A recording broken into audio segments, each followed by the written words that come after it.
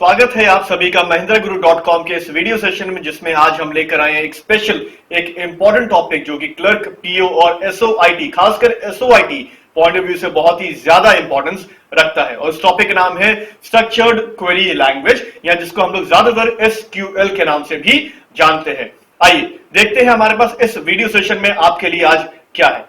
सबसे पहले एक प्रश्न जो हमारे सामने आता है या आपके जहन में भी इस समय आ रहा होगा, वो ये है कि एसक्यूएल क्या होता है। क्या है एसक्यूएल? क्या ये हार्डवेयर है? क्या ये कॉन्सेप्ट है? क्या ये सॉफ्टवेयर है क्या एसक्यूएल? आइए जानते हैं कि सही मायने में एसक्यूएल क्या होता है और इसके सब डिविजन्स में हमारे पास क्या क्या प्राप्त होता है, क्या क्या हमें प्राप्त होता है इसके सब डिविजन्स में। सबसे पहले यहां पर उसी प्रश्न का उत्तर दिया है जो कि पहले पूछा गया है, वो है व्हाट इज एसक्यूएल, या एसक्यूएल क्या होता है। एसक्यूएल, जिसको हम लोग स्ट्रक्चर्ड क्वेरी लैंग्वेज के नाम से जानते हैं, सही मायने में एक क्वेरी प्रोग्रामिंग लैंग्वेज होती है जिसका इस्तेमाल होता है कहां पर? जिसका इस्तेमाल होता है, जी हां, आरडीबीएमएस है, रिलेशनल डेटाबेस मैनेजमेंट सिस्टम में डेटा को मैनेज करने के लिए एसक्यूएल का इस्तेमाल किया जाता है। आइए देखते हैं कुछ ऐसा ही यहां पर लिखा है कि नहीं। एक ऐसी प्रोग्रामिंग लैंग्वेज है जिसको हम लोग क्वेरी प्रोग्रामिंग लैंग्वेज के नाम से जानते हैं, जिसे खास तौर पर रिलेशनल डेटाबेस मैनेजमेंट सिस्टम, देखिए रिलेशनल डेटाबेस मैनेजमेंट सिस्टम, या इन शॉर्ट जिसको आरडीबीएमएस के नाम से जानते हैं, मौजूद डेटा को मैनेज करने के लिए बनाया गया है। देखिए ये था एसक्यूएल के बारे में। अब इसके थोड़ा इतिहास के बारे में जानते हैं, किसने बनाया और कब बनाया। इसको बनाने वाले हमारे पास दो ऐसे नाम हैं जिनको शायद आप ना जानते हो, मगर आज के बाद से आप जानने लग जाएंगे। हमारे पास पहला नाम है डोनाल्ड डी शैम्बर्लिन और दूसरे हैं रेमंड एफ बॉयस। इन्होंने एसक्यूएल को बनाया था 1970 के शुरुआती दौर में, जब ये आईबीएम में कार्यरत थे, जब ये आईबीएम में काम करते थे। आगे बढ़ते हैं और देखते हैं हमारे पास एसक्यूएल के बारे में और क्या है। हमारे पास एसक्यूएल के बारे में एक स्टेटमेंट है यहां पर जो ये कहती है कि एसक्यूएल एक प्रोग्रामिंग लैंग्वेज है, एक क्वेरी प्रोग्रामिंग लैंग्वेज है। जी हां, बिल्कुल सही बात है, मगर इसके सब डिविजन्स भी होते हैं। आइए जानते हैं वो कौन से इसके सब डिविजन्स हैं, कितने सब डिविजन्स हैं, कौन से बेसिक हैं, कौन से इंपॉर्टेंट वाले हैं। ये सब आज अभी इसी वीडियो सेशन में जानेंगे। देखिए सबसे पहले यहां पर एसक्यूएल है हमारे पास, और यहां पर आपको तीन सब डिविजन्स दिख रहे होंगे जो कि बेस है किस पर? जो कि बेस है इनकी इंपॉर्टेंस पे। ये तीन बेसिक भी हैं और ये तीन इंपॉर्टेंट भी हैं। आइए इनको साथ में ग्रुप अप करते हैं और देखते हैं कौन सी लैंग्वेज कहां पर आती है। सबसे पहले अगर देखते हैं तो हमारे पास आता है डीडीएल, उसके बाद आता है हमारे पास DCL, जो कि सबसे नीचे कहना गलत हो जाएगा, जो कि तीसरे नंबर की लैंग्वेज है, और बीच में हमने इसको ग्रुप किया है, वो है DML, data manipulation language, data definition language, data manipulation language और डेटा कंट्रोल लैंग्वेज। ये तीन इसकी बेसिक लैंग्वेजेस है। इसके अलावा भी होती हैं, उनको भी जानेंगे। आइए पहले जानते हैं DDL के बारे में। सबसे पहले आता है हमारे पास DDL, जिसको हम लोग डेटा डेफिनेशन लैंग्वेज या डेटा डिस्क्रिप्शन लैंग्वेज के नाम से भी जानते हैं। ये वो लैंग्वेज है जिसका इस्तेमाल किया जाता है डेटाबेस के या आपके जो डेटाबेस है उसका स्कीमा या उसका स्ट्रक्चर डिफाइन करने के लिए, या उसको बताने के लिए कि किस तरीके का स्ट्रक्चर रहेगा इस पर्टिकुलर डेटाबेस का। आगे बढ़ते हैं तो देखते हैं यहां पर कि हमारे पास कुछ कमांड्स हैं जो कि डीडीएल में इस्तेमाल किए जाते हैं, और वो कमांड्स एक बार देखना जरूरी होता है। इन कमांड्स को अक्सर पूछा भी जाता है कि ये कमांड किस लैंग्वेज में पाया जाता है, या ये कमांड किस लैंग्वेज में पाया जाता है। एक क्वेश्चन ये बनता है,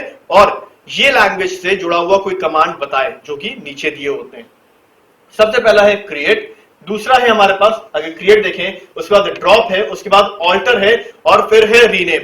क्रिएट, ड्रॉप, ऑल्टर और रीनेम, ये वो कमांड्स हैं।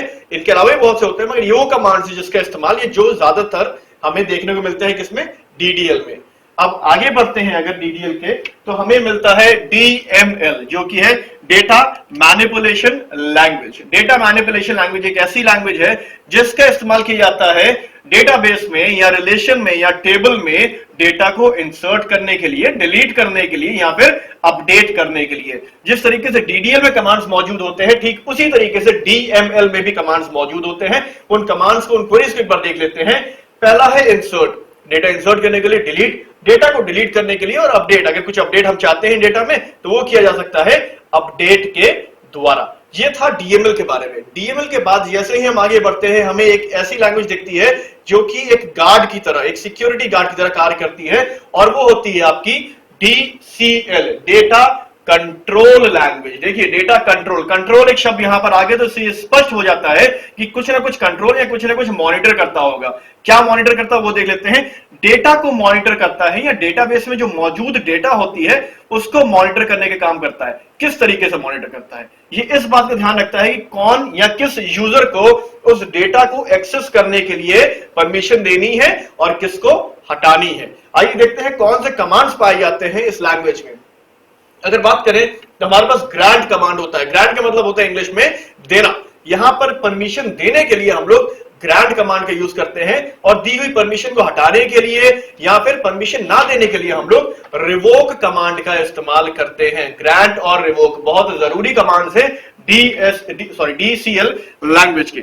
आगे बढ़ते हैं अपनी अगली लैंग्वेज की तरफ। जब अगली लैंग्वेज की बात करते हैं तो हमारे पास आता है DQL, जिसको कहते हैं डेटा क्वेरी लैंग्वेज। देखिए ये बहुत ही इंपॉर्टेंट लैंग्वेज है क्योंकि इसमें एक बहुत ही इंपॉर्टेंट कमांड पाया जाता है और वो कमांड होता है सेलेक्ट कमांड। देखिए सेलेक्ट कमांड इसलिए इंपॉर्टेंट है क्योंकि इसका कार्य होता है डेटाबेस में से डेटा को फेच करना। यदि सेलेक्ट कमांड ना होता तो डेटाबेस जरूर होता मगर वहां से हम डेटा को फेच ना कर पाते या रिट्रीव ना कर पाते। तो यहां पर अगर बात करें सेलेक्ट कमांड की तो बहुत ही इंपॉर्टेंट कमांड में से एक है आपका सेलेक्ट कमांड। आगे बढ़ते हैं अपनी अगली लैंग्वेज की तरफ और देखते हैं क्या है हमारे पास अगली लैंग्वेज में। अगली लैंग्वेज जो हमारे सामने आ रही है वो है ट्रांजैक्शन के बारे में। यहां पर लैंग्वेज के बारे में बाद में बात करेंगे, वो होगी TCL। मगर यहां पर पहले जानना जरूरी है कि ट्रांजैक्शन कंट्रोल लैंग्वेज जब बात करते हैं तो ट्रांजैक्शन कंट्रोल लैंग्वेज में ट्रांजैक्शन क्या होता है। ट्रांजैक्शन सही मायने में लेन देन या आदान प्रदान कहलाता है अगर हिंदी में बात करें, ठीक। और अगर ट्रांजैक्शन की कंप्यूटर में बात करें तो ट्रांजैक्शन कुछ भी नहीं होता है। जो डिफरेंट टास्क्स होती हैं जब हम उसको ग्रुप करते हैं, when we group up different task, तो वो एक ट्रांजैक्शन बना देता है। फॉर एग्जांपल अगर एक बात करें, उदाहरण की बात करें तो यहां पर एक उदाहरण है हमारे पास जिसमें एक अकाउंट से दूसरे अकाउंट में पैसा जा रहा है। एक अकाउंट से दूसरे अकाउंट में जो पैसा ट्रांसफर हो रहा है, इस कंप्लीट प्रोसीजर को, इस कंप्लीट प्रोसेस को हम लोग एक सिंगल ट्रांजैक्शन के रूप में देखते हैं। ट्रांजैक्शन की बात चल रही थी, थोड़ा आगे और बढ़ते हैं और देखते हैं ट्रांजैक्शन की कुछ प्रॉपर्टी। ट्रांजैक्शन की प्रॉपर्टी होती है जिसको हम लोग कहते हैं asset property.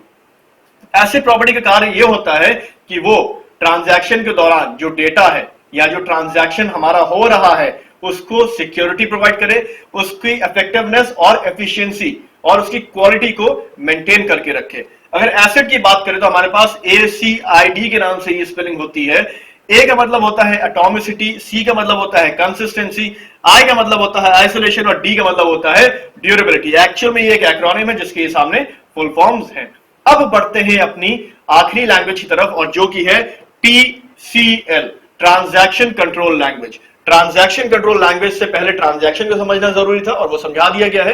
Transaction control language एक ऐसी लैंग्वेज है जो डेटाबेस पर हो रही ट्रांजैक्शनल एक्टिविटीज को ध्यान में रखते हुए बनाई गई है। इसका कार्य होता है यह देखना कि जो एक्टिविटीज डेटाबेस पे चल रही है, जो ट्रांजैक्शनल एक्टिविटीज डेटाबेस पे चल रही है, वो सही तरीके से और सटीकता से चलती रहे बिना किसी दिक्कत के। अगर बात करें TCL की तो हमारे पास कुछ 3 कमांड्स होते हैं TCL में। सबसे पहला जो यहां पर आप देख पा रहे हैं वो है कमिट, दूसरा है रोल बैक और तीसरा है सेव पॉइंट। देखिए कमिट और रोल बैक बहुत ही जरूरी कमांड्स है। जब एक ट्रांजैक्शन कंप्लीट हो जाता है और फाइनल राइट होने जाता है तब हम लोग कमिट का इस्तेमाल करते हैं। इन केस अगर ट्रांजैक्शन को हमें रिवर्ट करना है तो उस केस में हमें रोल बैक का इस्तेमाल करना पड़ेगा। कमिट और रोल बैक ये दो ऐसे कमांड्स हैं जो TCL में बहुत ही जरूरी क्वेरी या कमांड जो भी आप कहना चाहें उस रूप में मौजूद है। तो आज के सेशन में बस इतना ही। ये था डिस्कशन हमारा SQL के ऊपर। आप हमसे mahendraguru.com पर जुड़ सकते हैं और अपने YouTube चैनल को जरूर सब्सक्राइब करें जो कि है www.youtube.com/c/Mahendra Guru videos। Your success is our success. Thank you.